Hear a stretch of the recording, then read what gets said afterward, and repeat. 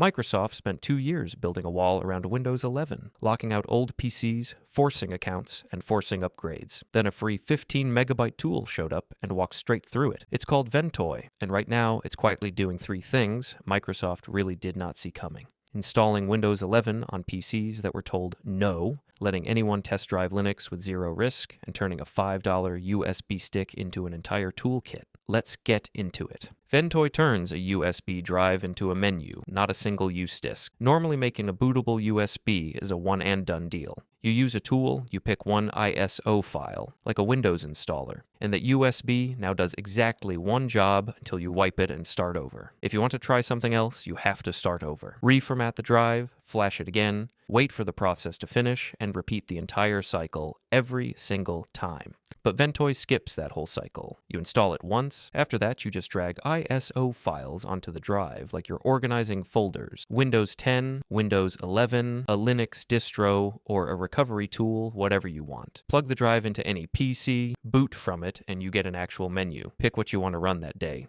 Nothing gets erased, nothing gets rebuilt. Think of it less like a USB stick and more like a Swiss Army knife that keeps growing new blades every time you plug it into your laptop. And to be clear, this isn't some shady scene tool. It's open source, and it's been actively maintained for 6 years. It just shipped its second update of the year, fixing installer bugs for Ubuntu and improving how it boots Windows recovery environments. This is a living project, not an abandoned GitHub repo somebody forgot to delete. So why is everyone suddenly talking about this? October 14th, 2025. That's the date Microsoft officially ended support for Windows 10. No more security updates, no more patches, full stop, unless you paid for an extended support plan. Microsoft's message was simple: move to Windows 11. The problem is that Windows 11 comes with a guest list, and a lot of perfectly good computers didn't make the cut. TPM 2.0 is required, your CPU has to be on an approved list, secure boot has to be supported. If your machine was built before a certain point, even if it runs beautifully, even if it's never crashed, even if it's done nothing wrong,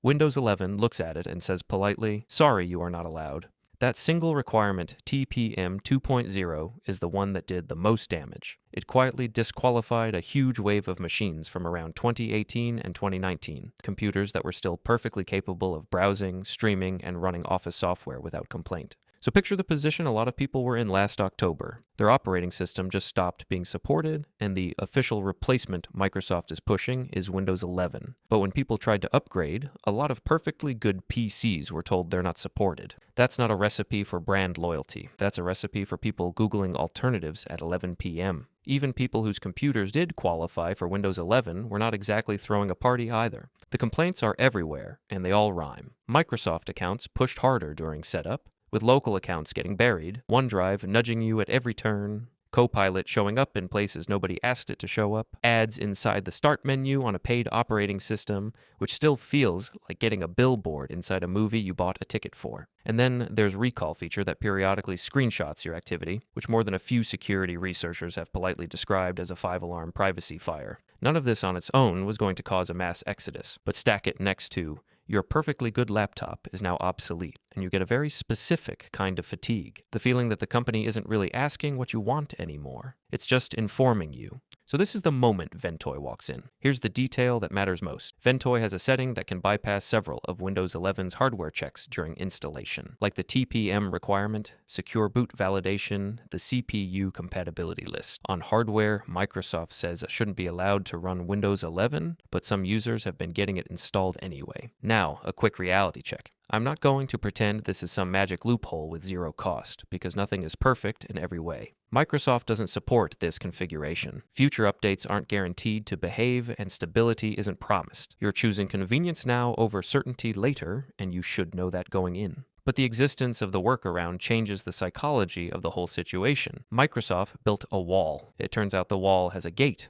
and a lot of people now know where it is. And here's the part that's honestly more interesting than the bypass. Ventoy makes trying Linux almost embarrassingly low stakes. A few years ago, testing Linux meant wiping your Windows USB, committing an afternoon, and hoping your Wi-Fi card had drivers for it. If it didn't work, you were rebuilding a drive just to get back to where you started. With Ventoy, you boot into Linux Mint, Ubuntu, or Zorin OS, which by the way is designed specifically to feel familiar if you're coming from Windows, and you just look around. Check if Wi-Fi connects, check if audio works, if you like it, then stay, but if you don't, reboot back into Windows. Your internal drive was never touched. You just spent 10 minutes finding out something you used to have to guess at. There's also a much less dramatic, much more practical use case here, and it's the one that's quietly winning over IT people and repair techs. A few years back, a technician's bag looked like a drawer of mismatched chargers. 5 labeled USB sticks, 1 for reinstalling Windows, 1 for memory tests, 1 for data recovery, 1 for antivirus rescue, and so on. Each one good for exactly one job. Now picture one drive, 64 or 128 gigs holding Windows 10 and Windows 11 installers, a recovery environment, a couple of Linux distros, partition tools, file recovery software, and an antivirus rescue disk, all behind one boot menu. This isn't just a Microsoft issue. It's a simple reality. When an inexpensive tool replaces an entire system, it becomes significantly easier for people to try new things. As a result, there's no need to rely on support calls, purchase paid recovery tools, or replace hardware just because it's been labeled as outdated.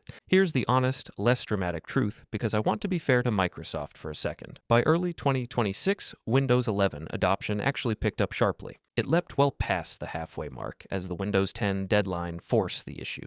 A lot of people did just upgrade because most people don't go looking for workarounds, they just want their computer to work. But more people upgraded because they had to, and Microsoft fixed the trust problem are two very different sentences. Plenty of those same users upgraded with a OneDrive nag they didn't want, a Microsoft account they didn't ask for, and a quiet resentment that doesn't show up in adoption charts. So Ventoy doesn't just break walls, it proves they were never as solid as they looked, and once you see that, you stop asking for permission and start choosing for yourself. So that's all from my side, and if you like this video, so please